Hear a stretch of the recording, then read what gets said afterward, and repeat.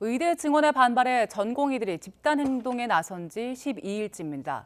정부가 제시한 전공의 복귀 시한이 지나자마자 강제 수사가 속도를 내고 있는데요. 네, 이번 연휴 뒤에는 대대적인 법적 조치가 이뤄질 거란 전망도 나오고 있습니다.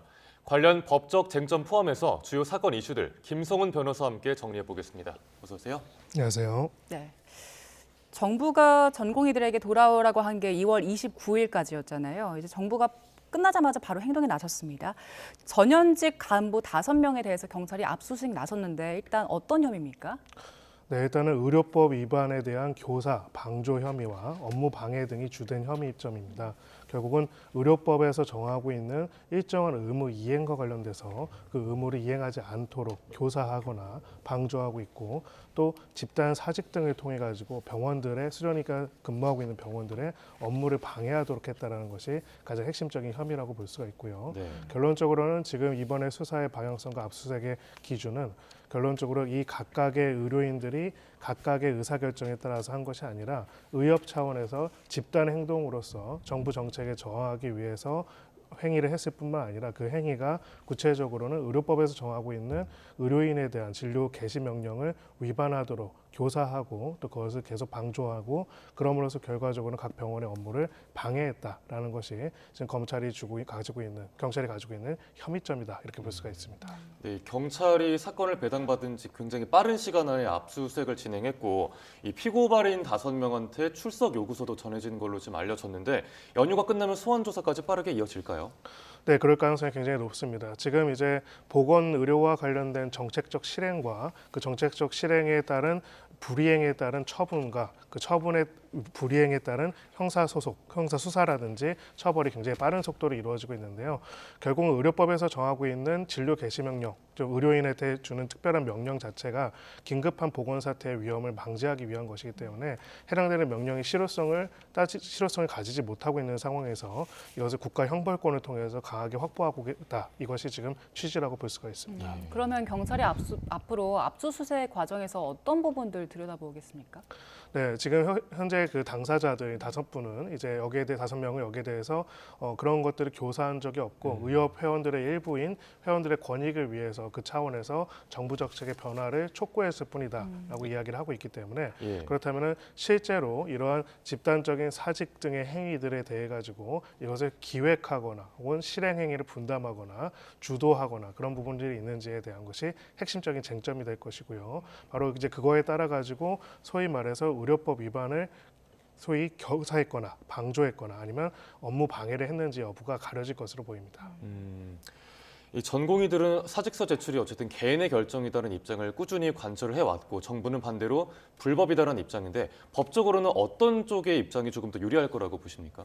네, 기본적으로 의료인들 입장에서는 그냥 개인의 사정에 의한 사직에 불과하다고 한다면은 기본적으로 이걸 형사처벌하기는 어려울 것으로 보입니다. 다만 지금 거의 몇천 명이 한꺼번에 사직을 한 상태이죠. 예. 일상적이지는 않기 때문에 결론적으로는 이제 형사적인 입장에서는 의료인들 입장에서는 계속 이거는 각각의 자발적인 의사에 의해서 자의에 의해서 어떤 개인적 사정에 의한 사직일 뿐이라고 주장을 하겠지만은 통계적인 부분이 있겠죠. 그렇다면 이렇게 일시에 수많은 소위 말하는 전공의들이 사임하는 경우들은 흔치가 않기 때문에 네. 이 부분에 대해서 실무적으로 그냥 개별적인 개인적 사정에 불과하다는 주장 자체가 쉽게 인정되지는 않을 겁니다. 네. 다만 여기서는 이제 구체적으로는 더 나아가서 그렇다면 사직이 집단 행동으로서 의료법 위반에 해당될 수 있는 것인가에 대해서는 또 다른 법률적인 쟁점이 있을 것으로 보입니다. 예. 경찰 입장에서는 지금 의사들의 휴직이 집단 행동이다라는 걸 밝혀내야 되는 상황이잖아요. 그럼 결정적인 증거물은 어떤 게 될까요? 네, 그래서 이 흐름을 보면은요, 예. 기본적으로 의대 증원 정책과 관련돼서 반발이 있었고 그 반발 과정에서 많은 전공의들이 지금 사직서를 제출한 상황입니다. 네. 이게 지금 일단 현상이고요. 예. 법률적으로는 이런 현상에 대해 가지고 의료법에 따라서는 관련돼서 정부에서는 필요한 경우에 의료인한테 진료 개시 명령, 즉 진료를 개시하고 유지하라라고 하는 명령을 내릴 수 있는 법적인 근거를 가지고 있고요. 의료법에서는 그 법에 위반해 가지고 진료 개시 명령을 받았음에도 불구하고 그 명령을 거부한 사람에 대해서는 형사처벌이나 면허 정지가 가능하도록 하는 벌칙 규정을 두고 있습니다. 예. 이게 하나의 배경이라고 볼 수가 있고요. 자, 이런 상황에서 결국은 각각의 의료인들이 어떤 책임을 부담하느냐 혹은 부담하지 않을까의 핵심은 그러면 그러면 진료 개시 명령이라는 것과 그리고 전공의들의 사직이라는 것들이 어떻게 배치되느냐가 먼저 해결될 필요가 있을 겁니다. 법률적으로는 진료 개시 명령을 불이행하기 위한 수단으로서 사직이라는 방법식으로 해서 네. 그걸 집단적으로 사직의 방식으로 진료 명령을 불이행하고 있다. 이렇게 보는 게 지금 정부와 검찰의 시각이라고 볼 수가 있고요. 경찰의 시각이라고 볼 수 있고요. 반면에 이제 전공의들은 그렇지가 않고 이거는 진료 개시 명령 자체랑은 무관한 것으로서 사직 자체를 금지하는 건 아니다라는 거고요. 여기서 이제 많은 분들이 혼동이 있을 수 있는 게 그러면 진료 개시 명령에는 사직 금지 의무가 포함되는 것인가 아예 되는 것인데요. 네. 여기에 대해서 명확한 이제 선례들을 만들어 나갈 필요가 있습니다. 즉 여기에 대해서 아마 의료인들 입장에서는 명확성의 원칙에 반한다 이렇게 다툴 수가 있을 거예요. 그러니까 의사가 업무를 계속하는 중에 진료를 거부하거나 안 하는 경우에 보건상 필요성이 있어서 진료 개시 명령을 할 수 있지만 그것이 헌법상 직업 선택의 자유의 본질적인 부분인 자신이 사직을 하거나 일을 더 이상 안 할 그런 헌법적 기본권을 침해할 정도까지 이를 수는 없다라고 다툴 예. 수는 있습니다. 그런데 사직서가 아직 수리되지는 않은 상황이잖아요. 그렇습니다. 그래서 이제 인사적으로는 아직 사직서가 수리되지 않은 상황이기 때문에 사의를 밝혔다고 하더라도 의사로서 재직 중이라고 볼 수가 있고요. 네. 그러면 진료 개시 명령에 따라서 진료 행위를 해야 한다라는 것이 원칙적인 법 해석이 맞습니다. 예, 다만 여기서 그렇다면 정말 개인적인 사유로 인한 것과 집단 행동으로서의 사직을 현실적으로 어떻게 규명해가지고 할 것인가는 또 다른 법률적인 문제라고 볼 수 있습니다. 네. 이런 가운데 어제 보건복지부가 전공의 13명에 대한 업무 개시 명령을 홈페이지에 공시를 했습니다. 여기에 그 대상자의 명단 소속 의사 면허 번호 등이 기재된 그 업무 개시 명령서를 직접 송달을 한 건데 이거에 대한 법적 근거도 좀 짚어주시죠. 네, 결국은 행정청이 국민에게 어떠한 처분을 내리더라도 그 처분은 원칙적으로 문서로 해야 하고요. 그리고 그 문서가 송달이 되어야 합니다. 즉 소위 말해서 언론에 발표하는 것뿐만 아니라 송달이라는 절차를 거치도록 하게 되어 있고요. 이런 걸 규정하는 걸 행정절차법이라고 합니다. 근데 이런 송달이 제대로 이루어지지 않는 경우에는 공시송달이라는 방식을 쓸 수 있습니다. 행정절차법 14조 사항에 따라 가지고요. 이게 바로 이제 공시송달이라는 방식을 쓴 건데요. 네. 결국은 우편 방문 전달 자체를 안 받고 있는 상황이기 때문에 공시송달을 하게 되어 있고요. 네. 공시 송달을 할 경우에는 공시 송달을 한 날로부터 통상 14일 이내에 송달된 걸로 봐서 마치 명령이 처분이 전달된 것과 동일한 효력을 부여할 수가 있습니다. 네. 그런데 이번에 공고를 보니까요. 3월 1일 어제부터 효력이 발생한다고 돼 있더라고요. 그럼 즉시 효력이 생기는 겁니까? 네, 기본적으로는 이 송달 자체에 대해서는 공시 송달을 올리면은 바로 송달이 효력이 발생하지는 않고요. 예. 보통 1호부터 일정한 기간이 지나면 효력이 발생하게 되어 있고요. 그 기간이 14일입니다. 다만 이 행정절차법에서는 특별한 사정이 있는 경우에는 15조 3항에 따라 가지고 그 기간을 단축할 수 있도록 되어 있습니다. 즉 공시 송달이라는 방법은 14조 4항에 나와 있는 거고요. 그것을 또 단축할 수 있다라는 거는 15조 3항에 나와 있는 거기 때문에 지금 상황은 보건상 위기 상황이기 때문에 이거를 14일까지 기다리지 않고 굉장히 짧게 줄여가지고 하겠다는 건데요. 다만 이 줄인 기간이 적정한 것인지에 대해서는 또 다른 법률적인 쟁점이 될 수가 있습니다. 그럼 이 공시송달 효력도 빠르게 발생하고 있고 그럼 연휴가 끝난 뒤에 바로 당장 내일 모레부터 이런 법적 처벌 절차를 정부에서는 본격적으로 진행한다고 봐야 될까요? 네, 그럴 가능성이 굉장히 높습니다. 물론 이제 계속 대화를 하자라는 이야기들은 나오고는 있지만은 결론적으로는 지금 있는 모든 이 절차들은 어떻게 되어 있냐면 의료법상 긴급한 보건상 필요성과 위기 상태가 있기 때문에 의료인들한테 행정권을 발동해서 진료를 개시할 것을 명령하고 있고요. 이 명령이 처분이 송달되어 있는데 송달도 제대로 안 되고 있기 때문에 네. 공시 송달을 하고 있고 네. 이 공시 송달의 효력이 발생하면은 바로 명령을 이행해야 하는데 그러면 이행 안 하면 그때부터는 바로 불이행의 상태가 됩니다. 네. 그러면은 소위 벌칙 규정을 적용해 가지고 면허 정지나 형사 처벌을 해야 하는 것들이 되고요. 형사 처벌이라는 게 근데 수사 없이 이루어질 수 없기 때문에 네. 지금 거기에 따른 사전 수사로서 아까 같은 수사들이 진행된 것이고 일단은 뭐 행정력과 수사력의 한계는 있겠지만은 일단은 간부들에 대한 수사를 직접적으로 진행을 하지만 이후에는 각각의 전공의들에 대한 수사까지도 진행될 가능성을 배제할 수 없습니다. 예, 지금 정부에서는 그 대응으로 미복 기자들 최소 3개월 정도 면허 정지를 하겠다라고 하고 있고 여기에 대해서 전공의들은 이거 3개월 면허 정지는 과하다 이런 입장이잖아요. 이 부분에 대해서는 어떤 법적 쟁점 있겠습니까? 네, 의료법에서는 벌칙 규정으로 이러이러한 경우에는 3개월 이상 1년 이하의 면허를 정지하거나 3년 이하의 징역형에 처할 수 있다는 벌칙 조항을 둔 항목이 있습니다. 예. 그 항목에 여러 요소들이 있는데 그 중에 하나가 바로 지금과 같은 진료 개시 명령을 불이행한 경우에 대한 부분이 있어서요.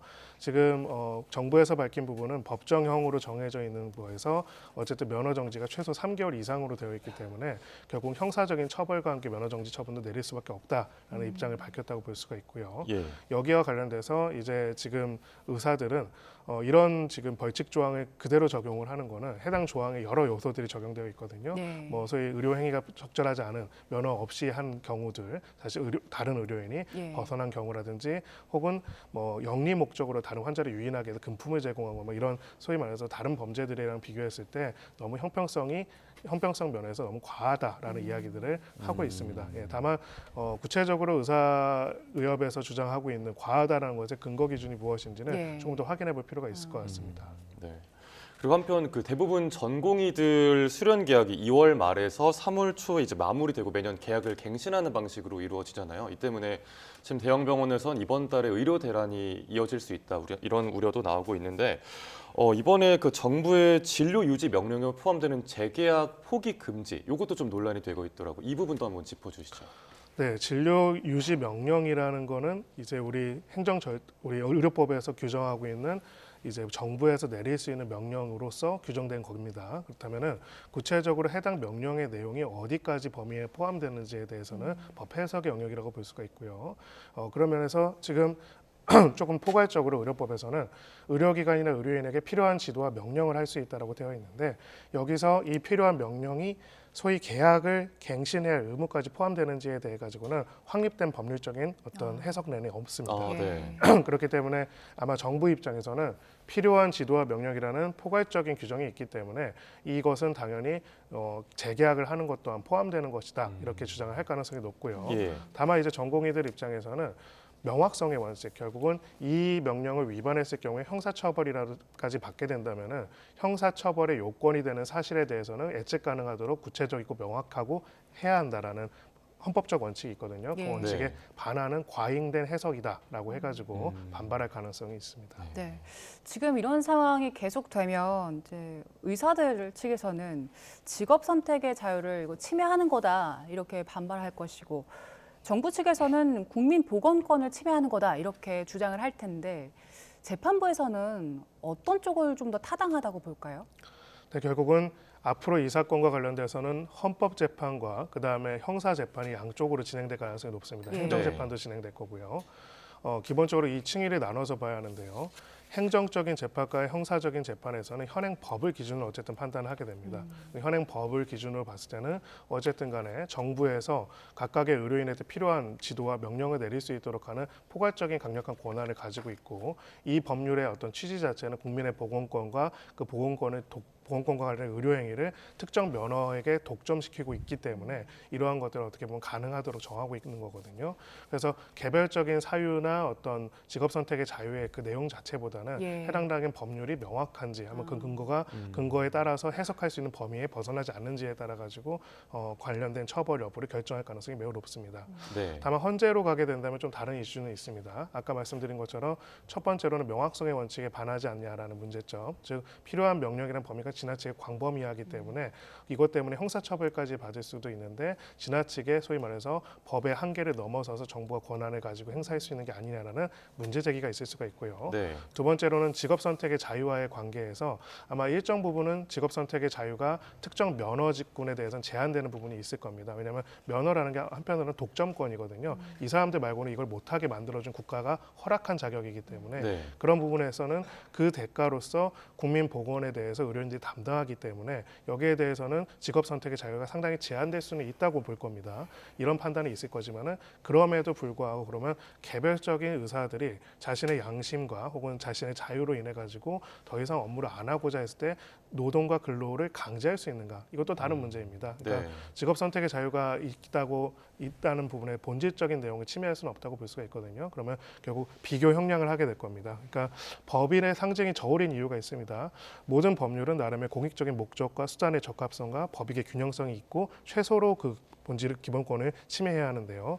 그렇다고 할지라도 공익적인 목적으로 제한한다고 할지라도 기본권의 본질적인 내용은 침해할 수 없다라는 어떤 기본적인 한계들이 있습니다. 그런 네. 부분에서 결국은 이 부분에 있어가지고 의료법의 내용 중에서 명확성의 원칙에 반하는지 그리고 이것이 직업 선택의 자유를 과도하게 침해한 것으로서 문제가 있는지에 대해서는 헌법적인 논의가 또 이루어질 것으로 보입니다. 네. 내일 뭐 의협에서 총궐기 대회도 예고를 했고 이제 모레부터 어떤 상황이 이어질지 좀 지켜봐야겠습니다. 이번에 다음 이슈 짚어보겠습니다. 법무부가 최근에 친족 간 혼인 금지 범위를 좀 축소하는 방안을 검토하면서 뭐 성균관 유림 쪽에서는 큰 반발도 있었고 논란이 있었는데 현행 법이 어떤지 한번 설명 부탁드립니다. 네, 기존의 법률, 그러니까 헌법 불합치까지도 고려해서요. 이제 개정이 안 됐으니까 법률에는 8촌 이내의 친족의 결혼을 금지하고 있습니다. 네. 그리고 만약에 사후적으로 결혼을 했는데 8촌 이내의 친족으로 확인될 경우에는 그 혼인을 무효로 판단하고 있습니다. 여기에 대해서 2022년에 헌법 불합치 판결이 났는데요. 결정이 났는데요. 이 불합치 결정에서는 이렇게 나왔습니다. 8촌 이내의 혼인을 금지하는 것은 합헌.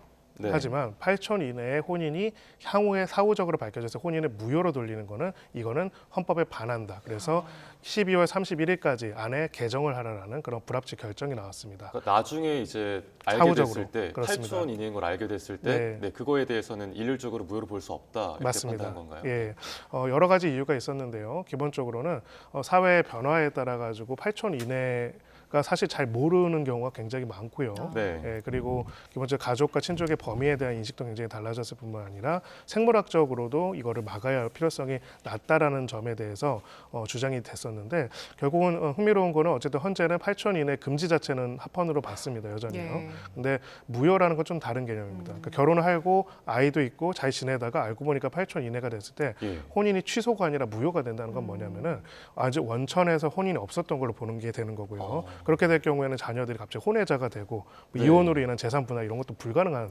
상황이 됩니다. 그래서 이거는 과도하게 기본권을 침해한다고 해서 헌법에 반한다고 본 것이죠. 지금 우리 그럼 헌법상으로는 그 8촌 이내 혼인은 금지가 되어 있는 상황인 거잖아요. 그렇습니다. 외국은 민법상으로는요. 어떻습니까? 지금 북한을 제외하고는 우리나라 북한 제외하고는 주요국 중에서 8촌 이내 혼인을 금지하는 나라는 제가 알기로는 없습니다. 네. 물론 이제 뭐 전 세계가 180개가 넘으니까 저도 네. 다 알지는 못하겠지만은요. 그래서 이건 아마 유교적 영향이 가장 크다라고 볼 수가 있는데요. 그런 면에서도 이번에 개정이 이 불합치 판결에 맞춰서 어차피 법을 개정해야 하는데 예. 하면서 혼인 무효 부분뿐만 아니라 이거를 실무적으로 금지할 필요성이 있는지에 대해서 사실은 이제는 실질적으로 별로 없다라는 판단 속에서 개정 작업이 진행되고 있다 이렇게 볼 수가 있습니다. 이게 뭐 오촌부터는 심리적 유대감이 뭐 멀다는 이야기도 있지만 이건 어쨌든 개개인 가정마다 또 다른 문제잖아요. 그래서 성균관과 유림 쪽 입장에서는 뭐 8촌 이내는 뭐 아직까지 좀 심리적 유대감이 있는 친족으로 봐야 한다 이런 입장인 것 같아요. 네, 그건 뭐 판단마다 다를 것 같습니다. 네. 근데 기본적으로는 아무래도 이제 사회 변화가 빠르게 이루어지고 있기 때문에 결국은 8촌 이내까지를 친족으로 봐서 유대감을 가질지 안 가질지는 각각의 개인적으로 결정할 수 있지만 혼인 제도라고 하는 법적 제도를 설정함에 있어가지고 그런 개별적 유대감의 차이 때문에 이거를 일률적으로 금지할 것인지 여부는 또 다른 문제라고 생각합니다. 결국은 그런 면에서는 개별적으로는 우리 가문은 8촌 이내까지도 굉장히 끈끈하기 때문에 8촌 이내는 금지하고 그렇게 하지 맙시다라는 거를 결정하는 것과 이거를 법으로 아예 금지받는 건 다른 것이겠죠. 네. 거기다가 대다수가 더 이상 이제 8촌 이내의 친척에 관해 가지고 특별한 인지도 없고 또 이런 부분에 있어서의 결혼 혼인에 대해 가지고 특별한 문제점을 가지지 않는 상황에서 예. 해당되는 것을 국가가 제도로서 강제할 필요성은 굉장히 낮아진 부분은 있지 않는가 이렇게 생각합니다. 예. 앞서 짚어주셨는데 2022년에 헌재 그 판단 짚으면서 올해 12월 31일까지는 개정을 하라 이렇게 지시가 나온 거잖아요. 네. 그러면 이제 10개월 정도 좀 안 남은 건데 이런 내용은 이제 사회적인 합의가 있어야 되는데 그 과정에서 어떤 논의들이 이루어져야 될까요? 아마 이제 지금 일부 연구 용역도 진행을 한 것으로 알고 있는데요. 네. 일단은 그 국민들의 인식에 관한 부분이 가장 클 겁니다. 결국 혼인이라는 거는 원래 국가가 만들어서 정했다기보다 국가보다 이전에 있었던 제도를 국가적으로 승인해서 제도화하는 것이거든요. 그러면은 혼인 제도를 어떤 형태로 어떻게 유지할 것인지는 국민적인 인식이 굉장히 중요한 부분일 겁니다. 그동안에 우리나라의 첫 번째 민법이 제정됐을 때 시기까지는 기본적으로 우리나라의 사회와 인식에 굉장히 중요한 영향을 미치는 게 네. 유교적인 관점이었죠. 팔촌이라는 게 뭐 상복을 입는 범위가 팔촌까지였다고 합니다. 네. 근데 지금은 사실은 팔촌에 누가 돌아가셔도 거의 대부분이 모르시죠. 예. 칠촌도 모르시죠. 육촌도 아마 잘 모를 잘 겁니다. 모릅니다. 네, 기본적으로는 국민들의 인식이 굉장히 많이 달라진 부분이 있는데 법은 굉장히 과거에 맞춰져 있기 때문에 여기에 대한 변화들은 필요할 것으로 보이고요. 뭐 아까 유림을 포함한 여러분들의 의견들을 반영을 하겠지만 여기서 우리가 다시 한번 이해하는 거는 누군가가 이게 사회적으로 좀 적절하지 않아서 우리는 이렇게 해야 한다고 생각하는 것과 국가가 그건 법률적으로 일률적으로 금지하는 것은 굉장히 다른 영역입니다. 예. 결국은 이번에 개정은 바로 국가가 일률적으로 금지해왔던 것에 대해 가지고 이 부분에 대해서 국민적 자유를 높이는 그런 내용이라고 볼 수도 있기 때문에 여기에 대한 사회적인 논의는 다른 사안에 비해서는 훨씬 더 좀 빠르게 이루어질 수 있지 않을까 이렇게 생각합니다. 네, 알겠습니다. 자, 그 마지막으로 최근에 또 관심을 모았던 법 이슈 하나 또 짚고 가겠습니다. 세입자를 위한 주택 임대차 보호법이 합헌이라는 헌재 판단이 나왔었는데 이 임대인들이 재산권을 침해당한다는 이유로 헌법소원을 청구한 거잖아요. 네, 한번 이 네. 부분도 짚어주시죠. 이제 임대차 관련돼서 여러 가지 개정들이 있었는데요. 특히나 2020년도에 가장 핵심적인 내용이 계약갱신 청구권과 전월세 상한제 이 두 가지 부분이었습니다. 네. 이 부분과 관련돼서는 특히나 계약갱신 의무를 부과를 했죠. 예. 집주인이 정당한 이유 없이 계약갱신을 거절하지 못한다라는 조항이 만들어졌고요. 예. 또 한 가지가 이제 만약에 계약을 갱신할 때 임차료를 차임을 올린다고 하더라도 전월세 같은 경우에는 5% 이상 올릴 수 없다라는 제한이 있었습니다. 이런 부분들이 재산권을 과다하게 침해한다는 것이 헌법소원의 내용이었는데 결론적으로 헌재는 전원일치 의견으로 합헌이다 이렇게 판단을 했습니다. 네. 예. 그렇게 판단한 근거는 뭡니까? 네, 결국은 이제 여러 가지 이유가 있는데요. 마찬가지로 또 저울입니다. 결국은 재산권이라는 것도 기본권이지만 그 재산권도 공공복리를 목적으로 어떤 기본권을 제한을 할 수도 있는데요. 그 부분에 있어가지고 사회적 약자인 임차인들의 권익을 보호하고 주거를 안정할 필요성이 임대인들의 재산권 행사에 대한 자유보다 훨씬 더 높은 헌법적 가치가 있다라고 판단한 부분이 있고요. 예. 이건 또 재산권 자체의 특징도 있습니다. 다른 기본권과 다르게 재산권은 이런 규정이 있습니다. 헌법상 기본권에서 재산권은 기본권에서 보호가 된다. 다만 이제 재산권의 구체적인 내용과 한계는 법률로 정한다는 내용이 또 헌법에 규정이 되어 있거든요. 네. 아무래도 재산권이라는 것이 가지고 있는 특수성으로 인해 가지고 국가적인 공공복리적 정책적인 필요성에 의해서 내용이 조정될 수 있는 여지가 좀 더 큽니다. 정확하게 표현하자면은 헌재에서는 앞으로 이렇게 하는 게 합헌이니까 아무 문제가 없다. 뭐 이런 개념이라기보다는요. 네. 결론적으로 이거는 어떤 경우에 임차인과 임대인의 권리를 서로 조율할지에 대해서는 재산권 같은 경우에는 매우 큰 폭으로 입법 재량권, 즉 국회에서 논의해서 결정할 문제이고 그 부분에 있어가지고 국회의 논의가 헌법에 위반된다라고 보는 것들에 있어서는 굉장히 제한적이고 그런 면에서 이 사건은 헌법에 위반된다고 보기 어렵다라는 판단이라고 볼 수가 예. 있습니다. 네. 그 국토부에서도 임대차 3법을 보완하는 입법을 추진하겠다고 밝혔더라고요. 박상우 장관이 뭐 시장 모니터링과 공론화 과정을 거쳐서 개선 방안을 찾겠다고 했는데 뭐 임대차 3법이 사실 뭐 폐지론까지 불거지기도 했었던 법안인 만큼 뭐 좀 보완 방안이 필요할 것 같습니다. 어떤 방안이 필요하다고 보십니까? 네, 아마 이제 구체적인 거는 좀 정책적 영역이라고 저는 생각을 하는데요. 네. 다만 이제 결국 헌재 이번에 결정의 가장 핵심적인 취지는 이렇게 볼 수가 있을 겁니다. 만약에 이게 갑자기 위헌으로 판단이 됐다고 한다면은 지금 난리가 났겠죠. 네. 네, 막 이제 갱신 청구했던 사람들도 다 갱신이 안 될 수도 예. 있고요. 차임도 갑자기 다시 산정하자고 할 거고 정당한 이유 없이 지금 갱신 거절 못한다고 해서 자기가 들어가서 산다고 했다가 알고 보니까 안 들어가서 세 줬다가 이제 소송 당하는 임대인도 굉장히 많습니다. 네. 그 재판들도 많이 있는데 그게 다 올스톱 될 수밖에 없겠죠. 결론적으로는 정책의 변화에 있어서는 이게 도입될 때도 그런 비판이 많이 있었는데요. 시장과 아주 민감하게 반영될 수 있는 정책의 반영은 그 내용이 정당한지도 중요하지만 어떤 속도로 들어가는지도 굉장히 중요합니다. 즉 이번에 보완과 관련돼서도 마찬가지로 임대차 3법이 시행되고 이후에 이 부분과 관련돼서 어떤 논의들이 있고 어떤 것들이 해결되었는지 그 대안들이 어떻게 만들어지는지에 대해서 충분한 논의와 숙고와 또 시행에 있어서의 유예 기간들이 있어야 한다고 생각을 하고요.